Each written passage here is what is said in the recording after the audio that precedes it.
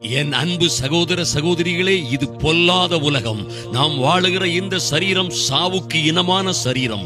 ஆதலினால் ரோமர் 7:8 இப்படியாக சொல்லப்பட்டிருக்கிறது, நிர்பந்தமான மனுஷன் நான், இந்த மரண சரீரத்தில் நின்று யார் என்னை விடுதலையாக்குவார்?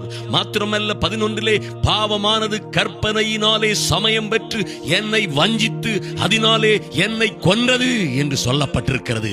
இந்த மோசமான சூழ்நிலையில், மோசமான உலகத்திலே வாழ்ந்து கொண்டிருக்கிற என் அன்பு சகோதரனை சகோதரியே, அன்றியும் இயேசு கிறிஸ்துவை நம்முடைய ஆண்டவரை மரித்தோரில் இருந்து எழுப்பினவருடைய ஆவி, அந்த பரிசுத்த ஆவி உங்களிலே வாசமாயிருந்தால், கிறிஸ்துவையே மரித்தோரில் இருந்து எழுப்பினவர் உங்களில் வாசமாயிருக்கிற தம்முடைய ஆவியினாலே, அந்த பரிசுத்த ஆவியினாலே சாவுக்கு இனமான உங்கள் சரீரங்களையும் உயிர்ப்பிப்பார். வியாதியில், துன்பத்தில், வருத்தத்தில், வேதனையில், எல்லா கஷ்ட நஷ்டங்களிலும் இருந்து உங்களையும் உங்கள் சரீரங்களையும் உயிர்ப்பிக்கிறவர் ஆவியானவர்.